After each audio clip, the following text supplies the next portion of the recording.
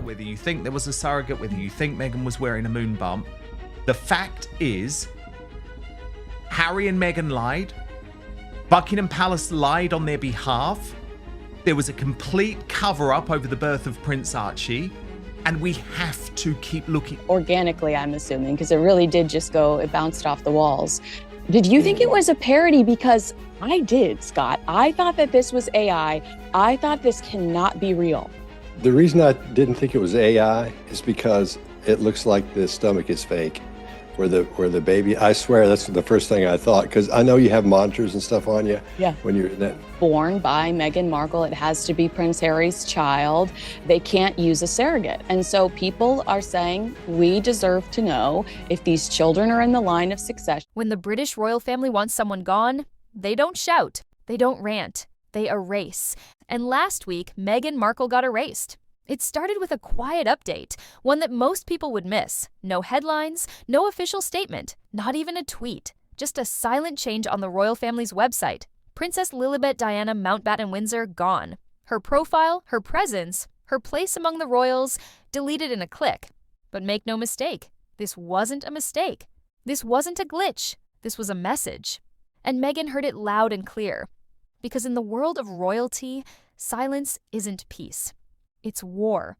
This wasn't just digital housekeeping. This was an assassination, done with the elegance of a keystroke and the cruelty of centuries-old protocol. It was something that's old, and it, a couple of years, I guess, or however held it is, and that it was just a bad decision is what it hit me when I saw this. I was just a bad decision a couple of years ago. Well, this will, to either one of you, please. Meghan Markle, already pushed out of palace walls and protocol pages, just watched her daughter, her innocent 2-year-old daughter, be quietly erased from the royal narrative. No explanation, no apology, just vanished. And now, Meghan is reportedly furious, but not just angry, strategic. Downright lies and the weirdness involving both of Meghan Markle's pregnancies. And I actually, at one point, took on... Behind the scenes, sources say she's pacing, planning, and lawyering up. Because to her, this isn't just another PR slight. This is personal. This is a shot at her child, and it might be the final straw. The palace may think it's business as usual, sweeping inconvenient stories under the rug, hoping the press will play along and the public will forget. But this time, that rug might be hiding a bomb. And Meghan, she's ready to light the fuse. It happened so quietly, even seasoned royal watchers almost missed it. One day, Princess Lilibet had a profile on the royal family's official website. It was minimal, sure, just her name, a brief line about her birth, a photo that barely made the rounds, but it was there. A digital footprint. A recognition that, regardless of the palace's feelings toward her parents, Lilibet was still part of the bloodline, still a royal. And then, nothing. No formal announcement, no polite press release, not even the usual spin. The page simply disappeared. One moment she existed in the royal record. The next, it was as if she had never been born. For most families, this would be an odd technical oversight, but for the Windsors, whose image is curated with surgical precision, this wasn't just a quiet edit. It was an erasure, a deliberate move made in silence, but soaked in meaning. Because if you know the royal family, you know they never act without purpose. Every photo release, every handshake, every website tweak, it all means something. So when they remove a child from their official lineage presentation, that isn't just a clerical update. That's a calculated strike. And Meghan Markle knew it. The deletion hit hard, not because of optics, not even because of protocol, but because of what it represented. Rejection. Rejection not of Meghan, not of Harry, but of Lilibet, a child who didn't choose this drama, a toddler who, until now, was still being afforded the basic dignity of recognition. And yet, there's more. Because when palace insiders were asked about the deletion, there was no justification, no clarification. The silence was so loud it felt like a scream. And Meghan, according to sources close to her camp, took it exactly as intended. This wasn't about her.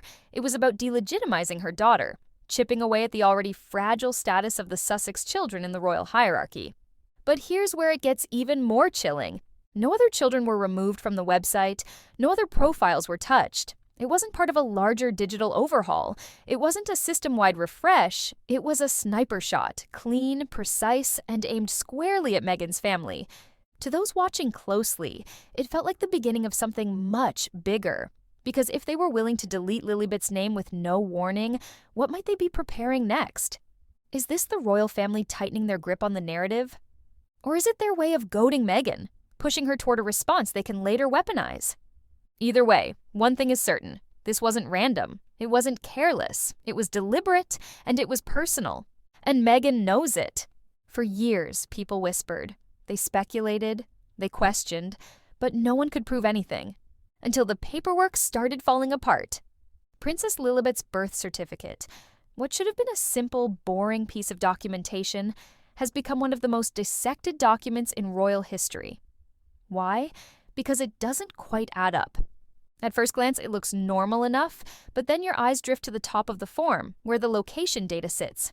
And that's where things go off the rails. Instead of listing Santa Barbara, California, the well-known elite hospital where Meghan allegedly gave birth, people began spotting something strange. The area code on the certificate pointed not to California at all, but to Colorado. Colorado, a state with no public ties to Meghan, no private homes, no friends, no official business, just a completely unrelated location stamped on one of the most important legal documents tied to the royal family's legacy. Was it a typo? A clerical error? Or was it something else entirely? Then things got worse. Analysts began poring over the rest of the document and noticed more red flags. Maternal information was oddly incomplete. Doria Ragland, Meghan's mother, was barely acknowledged. Her full name and details were missing, which would normally trigger a formal rejection in most hospital systems. But this, it passed through. And that's where the whispers began to roar. Because now, it wasn't just about a birth certificate. It was about what was missing from it. The gaps, the inconsistencies. The way those gaps conveniently aligned with long-standing rumors the palace refused to address. Harry and Meghan have dealt with conspiracy theories surrounding Video when Meghan was apparently in hospital in labor with Lily. Because in Camilla Tominay's article, her analysis of this, she didn't even for a single second. And the silence, it only fueled more speculation. You see, in the royal world, a birth isn't just a family milestone, it's a constitutional event. Heirs must be documented properly, their lineage must be verifiable, and if they aren't, if something's even slightly off, it could void their entire position in the line of succession. So the moment that certificate came under scrutiny, so did everything that came with it. Why was the area code wrong? Why were the maternal details scrubbed? Why, when asked for clarification, did the palace give vague, roundabout answers that dodged the core questions? And perhaps the most damning question of all, was it intentional? Because if this was just a glitch, it would have been corrected by now. But instead, the inconsistencies remain. Quiet, undeniable, and chilling. And Meghan? She knows what it looks like. Because even if she did everything by the book, even if her birth story is entirely legitimate, the presence of doubt changes everything. And that doubt may have been the goal all along. At the center of this royal firestorm lies a theory so taboo, so nuclear, the palace refuses to even acknowledge it. Surrogacy. Now let's be clear. Surrogacy is not scandalous. In Hollywood, it's embraced. In modern families around the world, it's a valid and beautiful path to parenthood. But inside the gilded walls of Buckingham Palace, it's something else entirely. Because in the royal family, babies aren't just babies. They are heirs. They are vessels of bloodline and protocol, carefully tracked through generations. And for an heir to be valid in the eyes of the monarchy, the birth must follow centuries-old rules. The most important of all, the child must be physically born of the royal mother. If Meghan Markle used a surrogate and didn't disclose it, not just to the public, but to the monarchy itself, that wouldn't just be controversial, it would be catastrophic. And that's why the rumors have never died. They began as fringe speculation, sparked by odd paparazzi footage, strange timelines, and that now infamous video of Meghan dancing with a baby bump that seemed to shift unnaturally. People said it moved too much, floated oddly, almost like it wasn't real. The internet called it moon bump theory. Palace insiders called it nonsense, but they never proved it wrong. They never addressed it head on. And Meghan and Harry, they never released detailed medical documentation to shut the speculation down. They didn't have to, but in the vacuum of truth, conspiracy grows. Then, combine the birth certificate anomalies, the missing hospital details, and the refusal to release a post-birth photo of Meghan with the newborn, something royals usually do without hesitation. And suddenly, the whispers started to feel like a scream. Was Meghan unable to carry a child? Did she use a surrogate and quietly weave it into the narrative without disclosure? And if so, did the royal family know? Because that's the most dangerous twist of all. The reason that it's important to royal watchers is because for their children to be in the line of succession, they have to be born by Meghan Markle. It has to be Prince Harry's child. They can't use a surrogate. And so people are saying, we deserve to know if these children are in the line of succession, if they truly came from Meghan Markle and Prince Harry. Now, they have never addressed the rumors head on. I don't think in spare. Prince Harry actually. Some sources believe the palace was aware, that they agreed to keep quiet for the sake of image, for the sake of peace, but always held the truth in their back pocket. And now, they may be using it? Because in this chess game, information is leverage. If Meghan used a surrogate and the palace remained silent for years, only to digitally erase Lilibet now, it wouldn't just be retaliation. It would be a warning, a message to Meghan. We know. And we're done playing nice. Inside the Montecito mansion, things are anything but calm.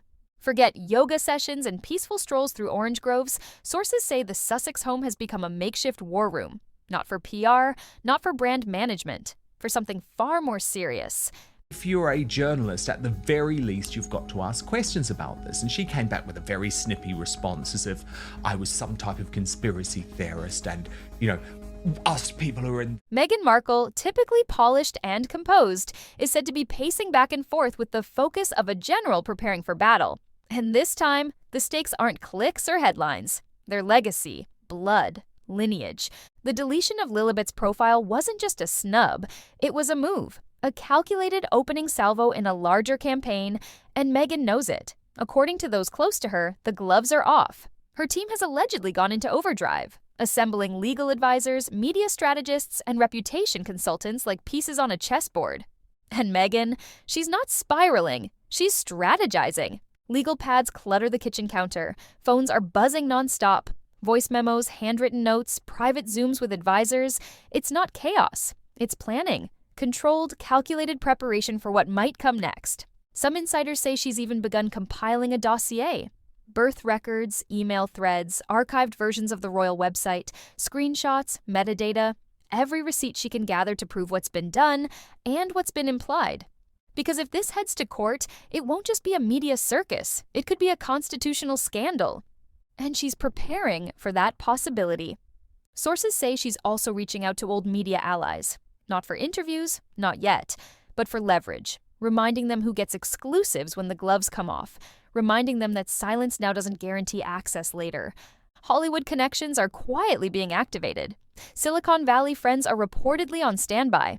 And every person Meghan brings into the fold tightens the circle of control she's building around this narrative. Addresses the rumors of whether Archie and Lily were born, came from Meghan Markle's womb.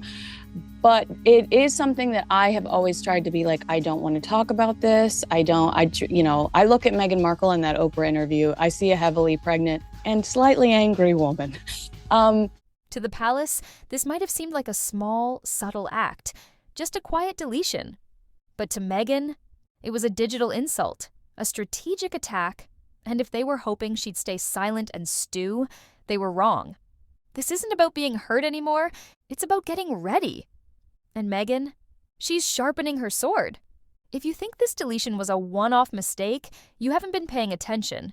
Because the British monarchy has a long, cold history of weaponizing silence, of rewriting narratives, not through statements or speeches, but through absence, quiet removals, subtle demotions, carefully timed disappearances. This is what they do. This is how they fight. First, it was Harry and Meghan's homepage presence. One day they were front and center. smiling, waving, featured beside the Cambridges. The next, buried in the Other Royal Family section, sandwiched between footnotes and formalities. Then came the photographs, or lack thereof. No official royal birthday messages for their children. No balcony appearances, no inclusion in royal event programs, no mentions, even on holidays where royal children are typically celebrated.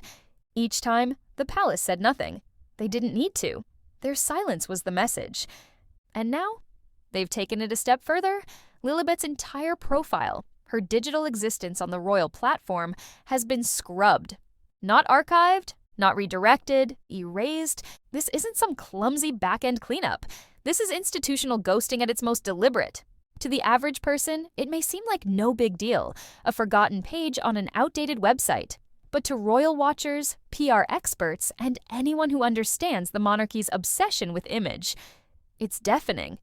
Because when you erase someone digitally, you're not just removing a name, you're removing their place in history. And it's not just about Meghan, it's about the message this sends to her daughter, about what's not being said. Because while Prince George, Princess Charlotte, and Prince Louis are celebrated at every turn, Lilibet and Archie are treated like whispers. Footnotes: conditional royals whose status seems to ebb and flow based on palace approval. It's a psychological tactic, one that's been used for generations. Distance the problem royals, downplay their presence, erase their stories in stages. And it's effective because it's quiet. There's no scandal to deny, no statement to walk back. Just subtle manipulation of public perception through controlled visibility. But Meghan sees it. She's seen it for years. And this time, she's not just watching it happen, she's documenting it. We could never be as irresponsible as you, Dad. That was the tone of her response. And that's why I wanted to talk about Archie's birth. Because remember... Because this isn't the kind of thing you fight with interviews or Instagram posts. This is the kind of thing you fight with lawyers.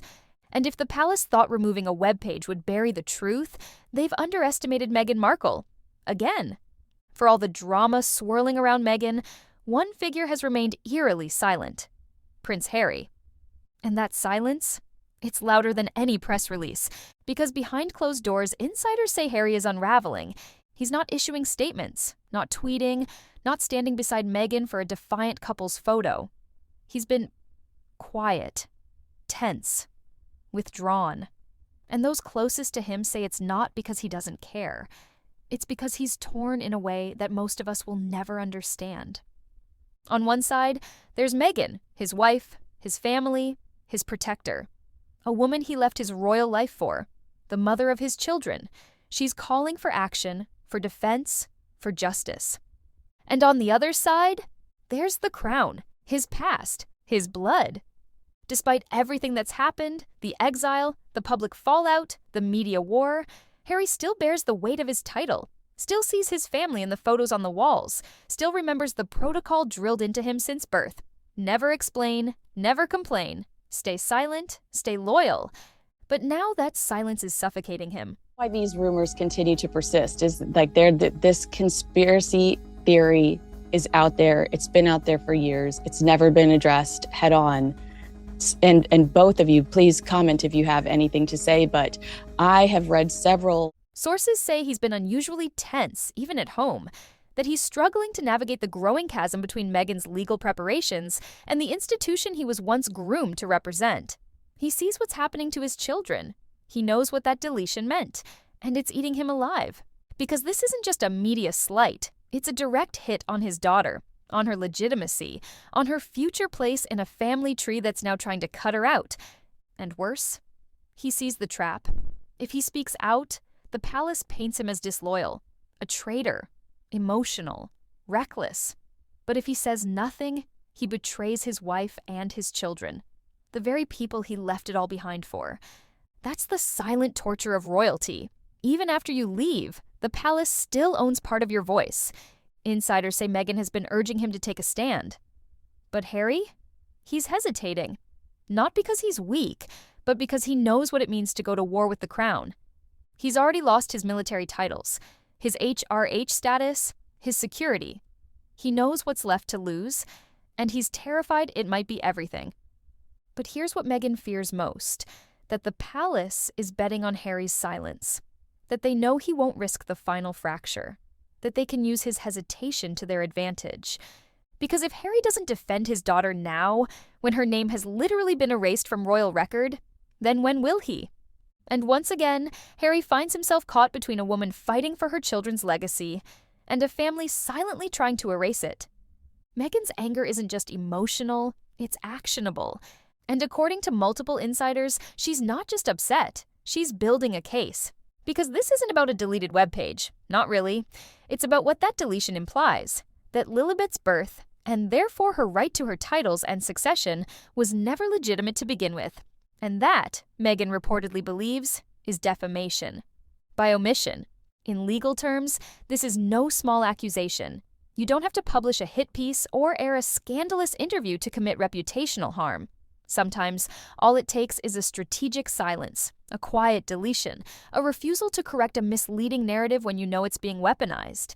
And that's exactly what Meghan's legal team is reportedly zeroing in on. To focus on all of the discrepancies surrounding Archie's birth. At the time, I was in the mainstream media.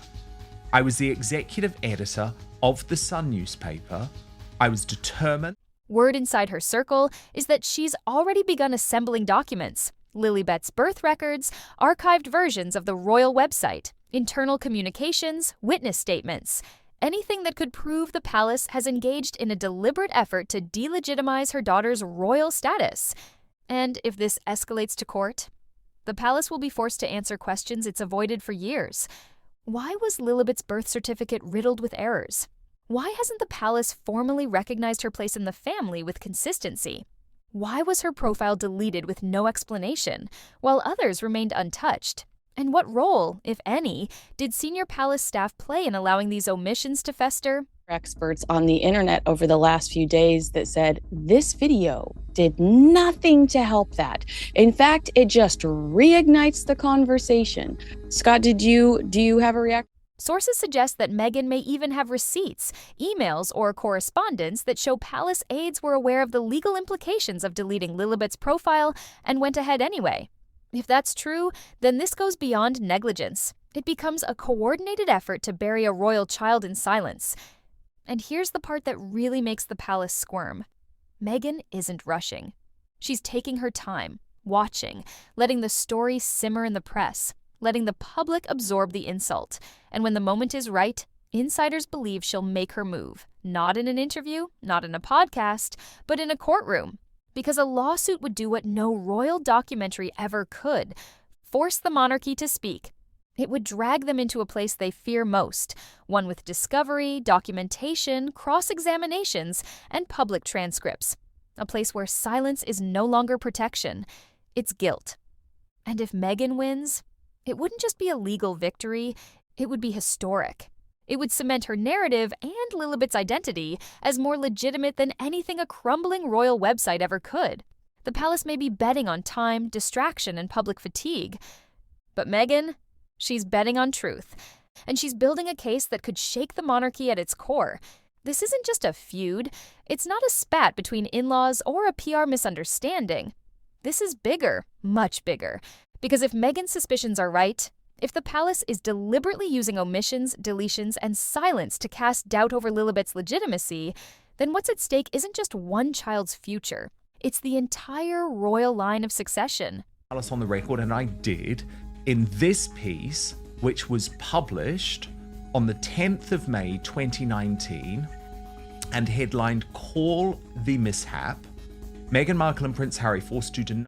According to British constitutional law, the legitimacy of a royal heir isn't something you can fudge. It's not symbolic. It's not open to interpretation. It's documented, certified, recognized. And if that recognition is ever shown to be flawed or based on incomplete or misleading information, the implications could be historic. If it's ever proven that Meghan used a surrogate and failed to disclose it through official channels, then Lilibet's claim to royal titles, and even her place in the line of succession, could be nullified. And if Lilibet's status is voided, then Archie's could be next. This isn't just hypothetical. Legal scholars have already pointed out the gaps in documentation, the lack of certified UK witnesses, the inconsistencies in place of birth, the missing maternal details. These aren't minor oversights. These are structural cracks in the foundation of royal legitimacy. It does reignite that situation because it doesn't look real to me.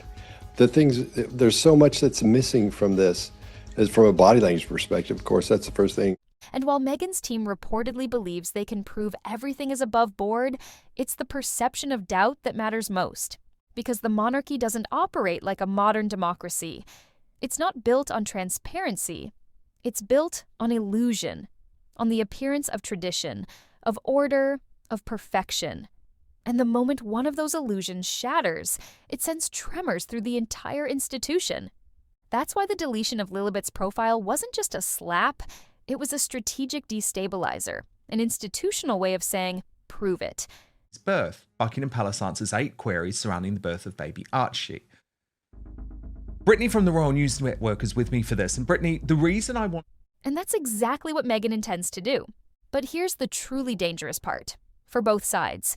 Because if Meghan has the receipts, if she produces documentation, private communications, or even proof that palace insiders were aware of these irregularities and let them slide, it doesn't just clear her name, it exposes the monarchy, shows that they've been complicit, that they've played the long game of erasure. And for an institution already wobbling under the weight of scandals, modern scrutiny, and a fading public trust, one more exposed deception could be the final fracture. It's no longer about whether Lilibet is a princess. It's about whether the monarchy can survive the cost of pretending she wasn't. Him more from a psychological standpoint than me, but I'm not seeing any stress in there. I'm not seeing two people who are worried about having a baby. I don't see that connection between the husband and the wife where he's saying, look, everything's going to be fine because she should be scared. For now, the palace remains silent. No rebuttal, no clarification, no attempt to walk back the deletion of Lilibet's profile. Just the usual royal misdirection, photos of Princess Anne in military dress, Camilla visiting children, William casually photographed on dad duty, the kind of staged warmth that usually resets the narrative. But this time, it's not working, because the internet doesn't forget. Screenshots were taken, metadata was saved, and Meghan Markle, she's watching. According to insiders, she's not just preparing a response, she's preparing a reveal. A slow, calculated unmasking of the system that tried to quietly delete her child from royal history. And when she finally speaks, it won't be vague. It won't be performative. It'll be nuclear. Behind palace walls, anxiety is growing. Advisors know what's coming. They've seen this cycle before. Every time Meghan has been pushed into a corner, she's responded with a headline that shattered the monarchy's grip on the story. First, it was Finding Freedom. Then came the Oprah interview. Then the Spotify exit. Then Spare. Each time, they waited. Each time, they stayed silent. And each time, Meghan's truth was louder than their silence. Now, they've gone too far, because this wasn't about a podcast or a profile. It was about her daughter, a child. And Meghan isn't going to let that slide. Eventually announcing Meghan was in labor. Sources close to her say the countdown has already begun. That legal meetings are underway, that a strategy is forming, one that could include a lawsuit, a documentary, or even a complete tell-all focused exclusively on what the palace has done to silence, shame, and erase her children. And Harry, he may be quiet now, but insiders say his patience is wearing thin, that he's growing angrier, that he's seen the deletion as not just an attack on Lilibet, but on everything he left the crown to protect. So now, both sides are circling. Meghan with her receipts, the palace with its silence, each waiting for the other to blink, each knowing the next move could blow the story wide open. And that's where we are now, a standoff in silence, a war being waged through omission, a battle between legacy and leverage. Because if Meghan decides to go public, to lift the curtain and show the world what's really been happening behind the scenes, the monarchy may not just lose control of the narrative, they may lose their grip on history itself.